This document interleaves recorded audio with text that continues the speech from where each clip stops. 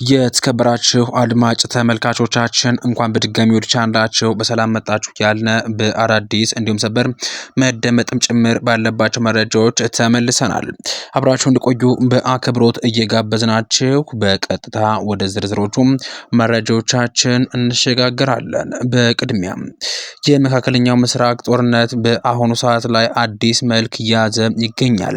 የኢራን ጦርነትና የቀጠናው ታሪክ ለውጥ በአሁኑ ሰዓት ላይ ዓለምን እያነጋገረም ይገኛል። ይህ ጦርነት ቀጠናውን ለረጅም ዓመታት ሲገዛ የቆየውን ነባራዊ እውነታ በከፍተኛ ደረጃ በመቀየር በአሁኑ ሰዓት ላይ ብርቅዬ አጋጣሚ ይዞም እንደመጣም እየተነገረም ይገኛል። በመካከለኛው ምስራቅ ለብዙ ዘመናት የቆዩ መሰረተ ልማት መዋቅሮችም የሚናዱበትና አዲስ ታሪክ የሚጻፍበት ምዕራፍ የሚከፈትበት እድል ከፍተኛ እንደሆነም እየወጡ ያሉ መረጃዎች አመላክተዋል። ይህ ታሪካዊ አጋጣሚ በቀጠናው ላይም ሊመጣ ለሚችለው መሰረታዊ ለውጥም እንደ ዋነኛ መነሻ ተደርጎም እየተወሰደም ይገኛል። ከጦርነቱ መጀመሪያ አንስቶ አሜሪካና እስራኤል ኢላማቸውን በመምረጥ ረገድ ግልጽ የሆነ የስራ ክፍፍል ሲያደርጉም ቆይተዋል። ይህ ክፍፍልም በተለይም ከፍተኛ የኢራን ባለስልጣናትን የማስወገድ ዘመቻ ላይ በግልጽ ይታያል። ከተፈጠረው ግጭት የመጀመሪያ ቀናት ጀምሮ ቁልፍ የሆኑ የኢራን አመራሮችና የማነጣጠርና የማስወገድ እርምጃዎችን በቀጥታ በእስራኤል ሲፈጸሙ ቆይተዋል። ምንም እንኳን ጥቃቶቹን የምትፈጽመው እስራኤል ብትሆንም የአሜሪካ ሚና ግን ከፍተኛ እንደሆነ ይነገራል። በተለይ ለአያቶላ አሊ ኻሜኒ መገደል ምክንያት የሆነው ጥቃት እንዲሳካ የአሜሪካ የስለላ መረጃ ወሳኝ ድርሻ እንደነበረውም ተገልጿል። ሆኖም መረጃው ከመስጠትና ጥቃቱን በራስ እጅ ከመፈጸም መካከል ትልቅ ልዩነት እንዳለውና ወታደራዊ እርምጃዎቹም ሁልጊዜ በእስራኤል እንደሚከናወኑም ይገለጻል። ባለፈው ሳምንት የተከናወነው የኢራን ስለላ ሚኒስትር የገዢውን አካል ቁልፍ ሰው የነበሩትን አላሪጂኒና አሊ ላሪጃኒና የባሲጂ ሚኒሻ አዛዥ ግድያዎችን የዚሁ ስትራቴጂ አካል ናቸው። እነዚህ ጥቃቶችን በዋሽንግተንና በኢየሩሳሌም የተቀረጸውን ሰፊ ቀጠናዊ እቅድ የሚያሳኩ የእስራኤል ተልእኮችም እንደሆኑ ይተነተናሉ። በአሁኑ ሰዓት ላይ ጦርነቱ በቀጠለበት በመካከለኛው ምስራቅም አዳዲስ መረጃዎችም እየወጡ የሚገኙ ሲሆን ይህ የአሜሪካና የእስራኤል ቅንጅትም በኢራን ላይ የሚካሄደውን ውጊያ እንዳከበደውም ተሰምቷል። እንዲሁም በአሁኑ ሰዓት ላይ ባህሬንና 19 ሀያላን ሀገራትም በኢራን ላይ እንዳበሩ ተሰምቷል። ባህሬን ከአውሮፓና ኤዚያ ከተውጣጡ 19 አጋር አገራት ጋር በመሆን በሆርሙዝ የባህር ወሽመጥ ላይ ጥብቅ የደህንነት እርምጃ ለመውሰድ የሚያስችል ግዙፍ ጥምረት መመስረቷን አስታውቃለች። ዩናይትድ ኪንግደም፣ ፈረንሳይ፣ ጀርመን፣ ጃፓን እና ካናዳን ጨምሮ ሀያላን ሀገራት የሚያቀፈው ይህ ስብስብ ኢራን በንግግር መርከቦች ላይ የምትፈጽመውን ጥቃትና የባህር ላይ ፈንጂ መቅበር በአስቸኳይ እንድታቆም በጽኑ አሳስቧል። የዓለም የኤነርጂ ማጓጓዣ ቁልፍ በሆነው በዚሁ ቀጠና ላይ የተደቀነው ስጋት የዓለምን ትኩረት የሳበ ሲሆን ጥምረቱ የቴህራን ትንኮሳ የማይቆም ከሆነ ጠንካራ እርምጃ እንደሚወስድም ግልጽ ማስጠንቀቂያ አስቀምጧል።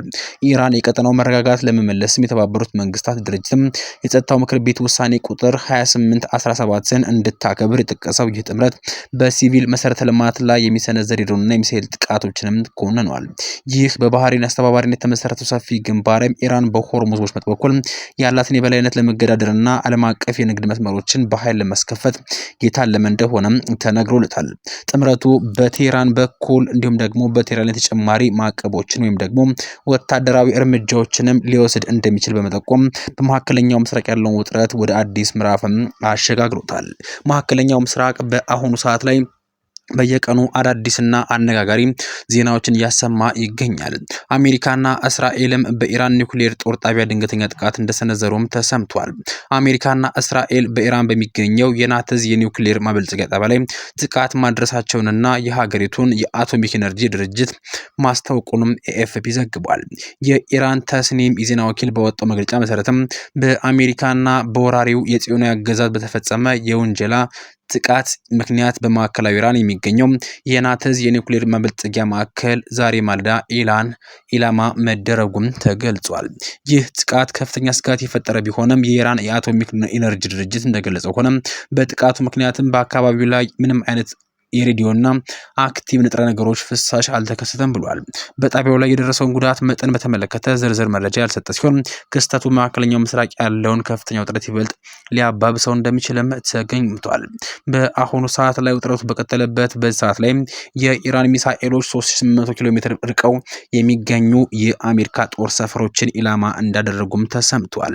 የኢራን ሚሳኤሎችም 3800 ኪሎ ሜትር ርቀት በሚገኘው የአሜሪካ ጦር ሰፈር ላይ ቀጥተኛ ኢላማ አድርገዋል። ኢራን ከመካከለኛው ምስራቅ ውጪ የሚገኘውና በህንድ ውቅያኖስ ላይ የሚያርፈውን የአሜሪካና የዩናይትድ ኪንግደም የጋራ ጦር ሰፈር ዲያጎቭ ጋርሺያ በሁለት ባሊስቲክ ሚሳኤሎች መምታቷም ተሰምቷል።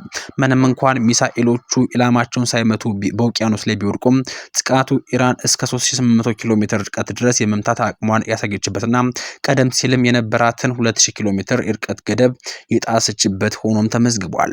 በተያያዘ ዜና ዩናይትድ ኪንግደም አሜሪካ በሆርሙዝ ወሽመጥ ላይ ለምትፈጽመው ጥቃት የብሪታንያ ጦር ሰፈሮችን እንድትጠቀም የፈቀደች ሲሆን ኢራን ይህንን ውሳኔ የብሪታንያንም የህይወት አደጋ ላይ ይጥላል ስትል አስጠንቅቃለች። በሌላ በኩል የሆርሙዝ ወሽመጥ መዘጋትን ያስከተለው የነዳጅ ዋጋ ንረትን ለመቆጣጠር የአሜሪካ ግምጃ ቤትን በባህር ላይ ተጽዕኖ በሚገኝ 140 ሚሊዮን በርሜል የኢራን ነዳጅ ላይ የጣለውን ማዕቀብ ለ30 ቀናት በጊዜያዊነት አነስቷል። የግምጃ ቤት ሚኒስትሩ ስኮት ቤንሴንት ይህ እርምጃ የነዳጅ ዋጋን ለመቀነስ የኢራን በርሜሎች ላይ በራሷ በቴህራን ላይ በመጠቀም መሆኑንም ገልጸዋል። ይሁን እንጂ በዓለም አቀፍ ገበያ ላይ የድፍድፍ ነዳጅ ዋጋ በበርሜል $113 በመግባቱም የ53 በመቶ የዓመታዊ ጭማሪ አሳይቷል። ይህ ለትራምፕ እንዲሁም ደግሞ አስተዳደሩ ትልቅ የፖለቲካና የኢኮኖሚ ራስ ምታት ሆኖባቸው ቀጥሏል። ወታደራዊ ውጥረቱን ወደ የብስ ጦርነት ሊሸጋገር እንደሚችልም የሚጠበቁ መረጃዎችም እየወጡ ሲሆን ፔንታጎን እግረኛ ጦር ወደ ኢራን የሚሰማራበትን ዝርዝር እቅድ ማዘጋጀቱም ተሰምቷል። ፕሬዚዳንት ትራምፕ በይፋ ወታደሮችን የትም አላሰማራም ቢሉም በተግባር ግን ተጨማሪ 3 የጦር መርከቦችን እንዲሁም ደግሞ 2500 የባህር ኃይሎችን ወታደሮችን ወደ ቀጠናው እየተላኩ መሆኑንም የዜና ምንጮች አረጋግጠዋል። ትራምፕ የሆርሙዝ ወሽመጥን ለማስከፈት ፈቃደኛ ያልሆኑም የኔቶ አጋሮቻቸውን ፈሪዎች ሲሉ የዘለፉ ሲሆን አስፈላጊ ከሆነ ነዳጅ መርከቦቹ በአሜሪካ የባህር ኃይል ለማጀብ መዘጋጀታቸውንም አስታውቋል። በአሁኑ ሰዓት ላይ ውጥረቱ ባየረበት በዚህ ሰዓት ላይ በቼክ ሪፐብሊክ የሚገኘው የእስራኤል ግዙፉ የጦር መሳሪያ ማምረቻ በፈነዳ እሳት እንደወደመ ተሰምቷል። በቼክ ሪፐብሊክ የሚገኘውና ከእስራኤል ግዙፍ ጦር መሳሪያ አምራች አልቢት ሲስተም ጋር ግንኙነት ያለው ተቋም በከፍተኛ እሳት መውደሙንም አልጀዚራ ዘግቧል። በማልዳው በተፈጸመ በዚህ ጥቃትም በቼክ ኩባንያና በአልቢት ሲስተም በጋራ የሚንቀሳቀሱ በርካታ ህንፃዎችም ሙሉ በሙሉ ወድመዋል ተብሏል። አልቢት ሲስተም እስራኤል በጋዛ ላይ እንዲሁም ደግሞ በኢራን ለምታካሄደው ጦርነት የምድርና የአየር መሳሪያዎችን የሚያቀርብ ዋነኛ የጦር መሳሪያ አቅራቢ መሆኑም ይታወቃል። ዘ እርኩዌስ ፋሽን የተባለ ህቡ ቡድን ለጥቃቱ ኃላፊነቱን የወሰደ ሲሆን በቴሌግራም ገጹ ላይም ፈረው መልእክት የስፍራ የእስራኤል ትልቁ የጦር መሳሪያ አምራች በአውሮፓ ላይ የሚያደርገው እንቅስቃሴ ማዕከል ነበረ፣ አሁን ግን በእሳት ጋይቷልም ብሏል። ቡድኑ አክሎም በክፋት ጠረን በተከበበው አውሬ ሆድ ውስጥም እንገኛለን ካለ በኋላ ተባባሪ የሆነ ዓለም አቀፍ መንግስታትን ለመለመን ጊዜ እንደሌለውና የመግደያ መሳሪያዎችን ለማሸከፍ አስፈላጊውን እርምጃ እንደሚወስድ ምዝቷል። የቼክ ባለስልጣናት ስለ ጥቃቱ መንስኤና ስለደረሰው ጉዳትም መጠን ጥልቅ ምርመራ የመጀመራቸውን አስታውቋል። ይህ ድርጊትም በአውሮፓ በሚገኙ የእስራኤል የጦር መሳሪያ ተቋማት ላይ እየተሰነዘሩ ያሉ ተቃውሞዎችና ጥቃቶችን አዲስ ምዕራፍ መያዛቸውንም አመላካች ሆኗል። አሜሪካና በኢራን በሚገኘው የምድር ውስጥ ሚሳኤል ማከማቻ ላይ የአየር ጥቃት እንደፈጸመችም አስታውቃለች። የአሜሪካ ማዕከላዊ እዝ በዚህ ሳምንትም በኢራን የባህር ዳርቻ ላይ በሚገኘው የምድር ውስጥም የሚሳኤል ተቋም ላይ ወታደራዊ እርምጃ መውሰዱንም አስታውቋል። ይህ ጥቃት ያነጣጠረውም በአሁኑ ሰዓት ላይ አስፈሪ በሆነው በሆርሙዝ ስትሬት በሚያልፉ የንግድ መርከቦች ላይ ስጋት የደቀነውን ወታደራዊ ንብረቶችን ለማውደም መሆኑም ተገልጿል። እንደ አድሚራል ብራድ ኩፐር ገለጻ አሜሪካ እያንዳንዳቸው 5000 ፓውንድ ከ2200 ኪሎ ግራም በላይ የሚመዝኑ በርካታ ቦምቦችን በምድር ውስጥ በሚገኝ በዚህ ተቋም ላይ ጥላለችም ብለዋል። ማዕከሉ ጸረ መርከብ ሚሳኤሎችና የሚሳኤል ማስወንጨፊያ ስርዓቶችን ለማከማቻ ያገለግሉ የነበሩ ሲሆን ጥቃቱ የተቋሙን ሙሉ በሙሉ ከጥቅም ውጭ ማድረጉም ተነግሯል። ይህ ኦፕሬሽን የአሜሪካን የበላይነት እንዲሁም ደግሞ የአሜሪካን የቀጠና ጸጥታ ቁርጠኝነት የሚያሳይ እንደሆነ ተገልጿል። ከሚሳኤል ማከማቻ በተጨማሪ መርከቦችን ለመከታተል የሚያገለግሉ የስለላ ራዳር ስርዓቶችን በጥቃት መውደማቸውን እንዲሁም ደግሞ ከባድ ኪሳራ በኢራን ላይ ማድረሳቸውንም አድሚራል ማዕከላው ገልጸዋል። ይህ እርምጃ ኢራን በዓለም አቀፍ የንግድ መስመሮች ላይ የምታደርገውን እንቅስቃሴ ለመገደብ የታለመ ሲሆን በስትራቴጂካዊ ሆርሙዝ መስመር ላይ ያለውን የመርከቦች ደህንነትን ለማረጋገጥ ትልቅ ፋይዳ እንዳለውም የአሜሪካ ማዕከላዊ እዝ አስታውቋል። በዚህ የመረጃ ሰዓት ይዤላችሁ የመጣሁት መረጃ ይህን ይመስላል። በቀጣይ በተረጋገጠ እንዲሁም ደግሞ መደመጥም ጭምር ባለበት መረጃ እስክንገናኝ ድረስ ለአሁን በዚህ አበቃን። ሰናይ ጊዜን ተመኘን።